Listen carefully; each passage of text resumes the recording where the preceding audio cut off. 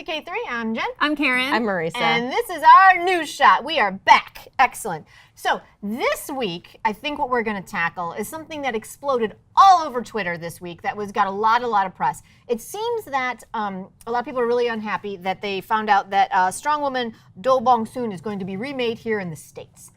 Really? Yes. And it looks like it's going to be a CW show with Ronda Rousey as the lead, but they have completely changed pretty much the premise.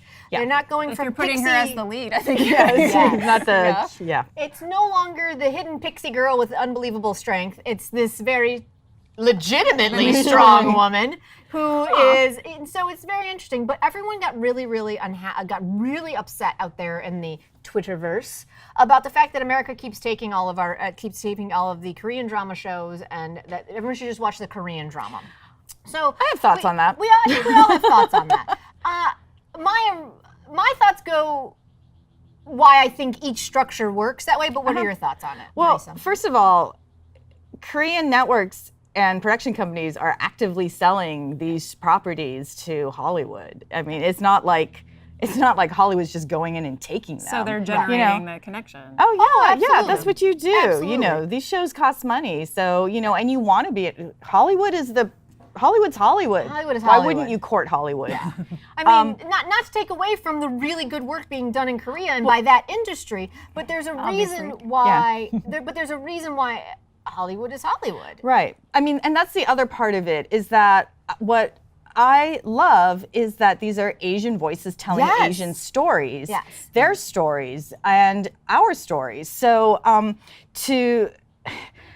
for this, yes, shows get licensed and sold all the time. I'm sure somebody decided there probably should have been an American Downton Abbey. It's not unheard of, but in the same few months to have drama fever, wiped off of our TV screens, that's distressing to me because you're wiping out a way for people to access. You're losing the value. You're saying that this isn't worth it to have Asians telling their own stories, and so that's problematic for me. But drama fever, that's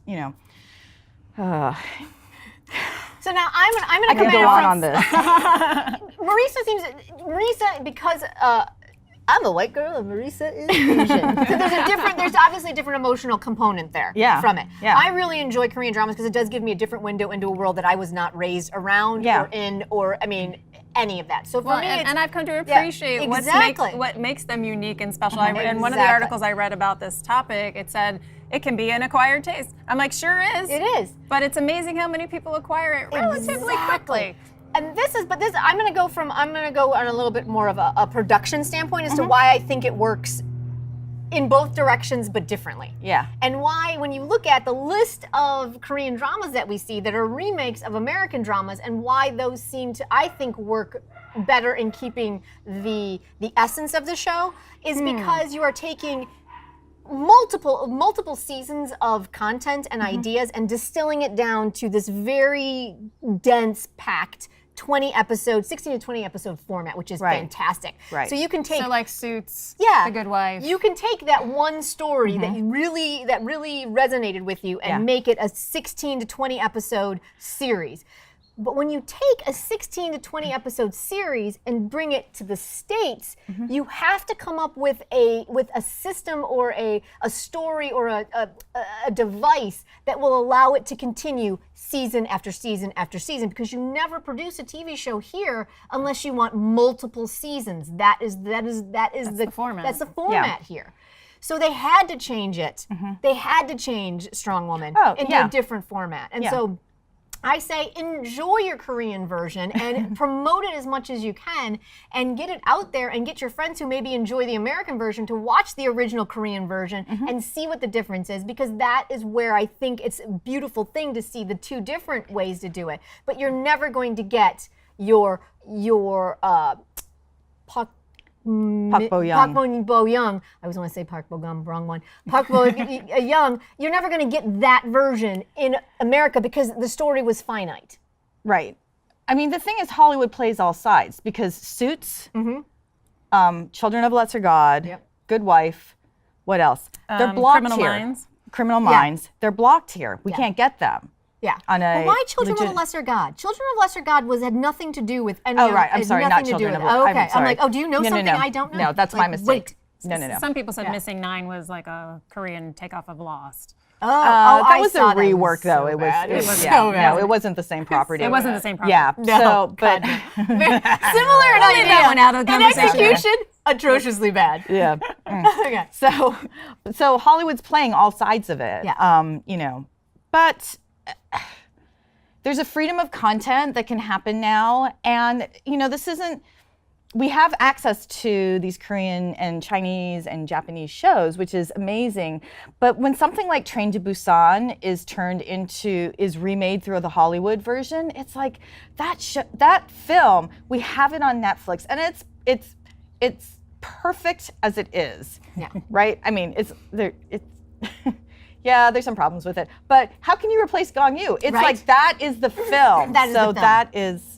So I mean, and Snowpiercer too. Well, no, that's being turned into a series. Snowpiercer's being turned. I think when you do a movie to movie remake, stupid. Just go see the original. Yeah. But movie to like series. Oh, that's a standard. Because the one that I bought, I lost my mind on, was The Villainous. It was super good, and the choreography was ridiculously mind blowing. But listen, people, it's been done. It's called La Femme Nikita. It's called Nikita. It's called the original La Femme Nikita. It's called Point of No Return. It's called La Femme Nikita. Four Femme Nikitas out there, right? But here's the thing. I will say that after I did a little bit, two TV shows. I will say this after doing the research, though. The thing that I am excited about, the film to TV series that they're doing, it's going to be Robert Kirkman from The Walking Dead is show running this thing, I believe, or at least his production company is handling. They're keeping the lead Korean. She is going to be a Korean girl who was abducted out in Korea and moved to LA. So that's how they're keeping that locked in. They're also keeping the original director, Jung Byung-gil, is attached to direct the pilot. So you're keeping that original voice in it, which I think is fantastic. And it's done by Contents Panda, who's partnering with Sky, I can't read my own writing, Sky Abundant Entertainment, which is the Robert Kirkman production company. So you're taking the Korean company with the American company, and they're partnering to bring The Villainous here. So while it's still going to be La Femme Nikita Korean style, I appreciate the fact that they're going to try and get the essence of the actual film, and they're not just taking the film and reworking it to give us La Femme Nikita. It's like a CSI franchise at this point. How well do we think that's going to carry over there? I mean, because I think you can absolutely capture the essence in the pilot episode, keeping the same director, and I do love that an Asian American cast as the lead.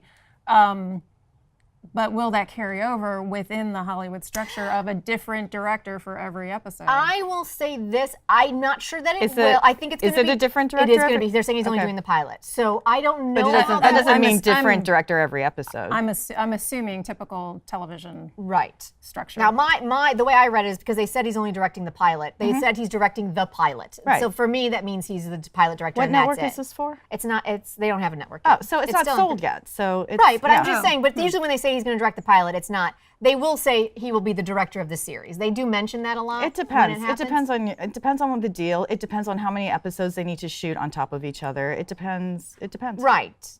True. But most of the time they mention that they're going to direct the entire series or they're going to direct the pilot. So, I mean, he might come back and direct other episodes, but he's not going to be the sole. It sounds like he's not going to be the sole director of this series. I think with these heavy action dramas, you often find multiple directors. It doesn't mean a director every episode, but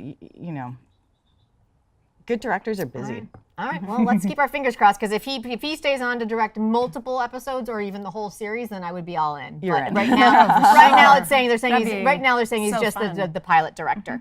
But I will say, going back to The Good Doctor, this guy Sebastian Lee, who is the EP on Enter Media Pictures, he's going both ways. He's Korea into U.S., U.S. into Korea. He's taken Suits to Korea, and he brought The Good Doctor here to the States. And I'm going to break it to you gently, just so you know up front. He does have the rights to My Love from Another Star. Prepare yourselves. I think it's coming to the States. Interesting. And so and those people who are really, and especially with Vicky, he's also the Drama World EP. So he's doing original content. He's doing buying and selling across both. So he's forging the player. connection between the two entertainment industries. Right, and also if you put Daniel Day Kim in the mix, then things can happen. A lot of things can happen. Thank you, Daniel Day Kim. So basically, what we're trying to say is, get used to it. And please, I mean, feel free to tell us what it is about it that makes you so angry. And I understand. Or excited. I have shows, I'm not gonna lie, I'm trying to track down The Good Wife like nobody's business, the Korean version, because it will give me, Will Gardner alive, and B, Will Gardner gets the girl. Done. I want it. I need that. I need this in my life. I'm still not over Will Gardner dying. I will say that until the day I die.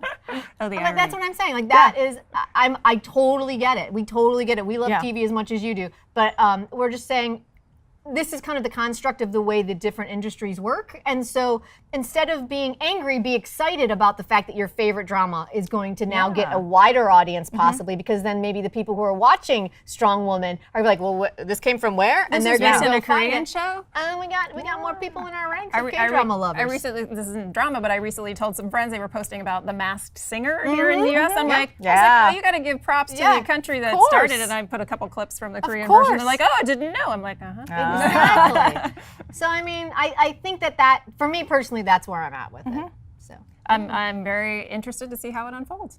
Yeah. Hollywood's a business. It's show business. Show business. If you have a good story and a good property and you think it's going to sell to your audience, that's what they're looking for. Exactly. And vice versa. So, all right. So there's a little news shot from the K3. I'm Jen. I'm Karen. I'm Marisa. Be sure to find us on Instagram and Twitter and Facebook. If you haven't already, please subscribe to us here on our YouTube channel. Hit the bell to be alerted when we have something new to share with you. Subscribe.